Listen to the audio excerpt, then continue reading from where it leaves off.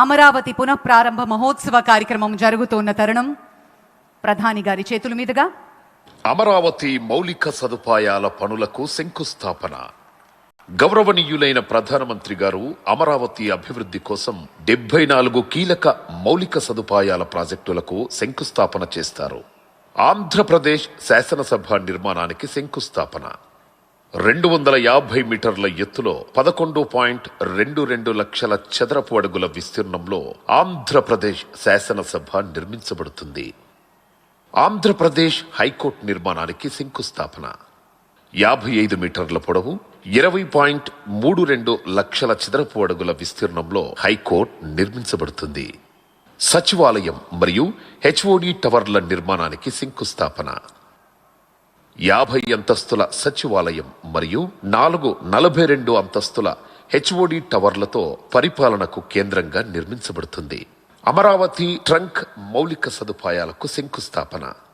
37 trunk infrastructure ప్రాజెక్టులు, cycle ట్రాక్లు మరియు భూగర్భ యుటిలిటీలతో 320 కిలోమీటర్ల ప్రపంచ స్థాయి రోడ్ల నిర్మాణం జరుగుతుంది. అమరావతి వరద నివారణ పనులకు శంకుస్థాపన.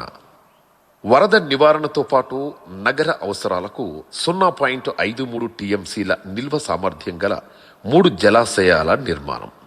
అమరావతి ల్యాండ్ పూలింగ్ స్కీమ్ మౌలిక సదుపాయాలకు శంకుస్థాపన. 1.281 కిలోమీటర్ల రోడ్లను కవర్ చేస్తూ 13 జోన్లలో సమగ్ర పౌర సౌకర్యాలను అందించనుంది. అమరావతి గృహ మరియు భవన ప్రాజెక్టులకు శంకుస్థాపన. న్యాయమూర్తులు, మంత్రులు మరియు ప్రభుత్వ ఉద్యోగులకు ఉత్తమ ప్రమాణాలతో 10 ప్రాజెక్టుల నిర్మాణం జరుగుతుంది. ఈరోజు అమరావతి ప్రపంచ స్థాయి రాజధానిగా, నిజమైన ప్రజా రాజధానిగా మారడానికి ముందడుగు పడుతోంది.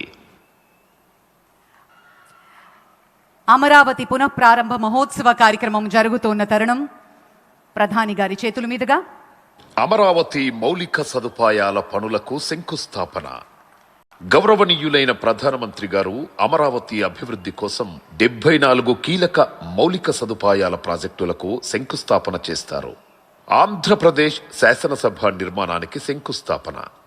250 మీటర్ల ఎత్తులో 11.22 లక్షల చదరపు అడుగుల విస్తీర్ణంలో ఆంధ్రప్రదేశ్ శాసనసభ నిర్మించబడుతుంది. ఆంధ్రప్రదేశ్ హైకోర్టు నిర్మాణానికి శంకుస్థాపన.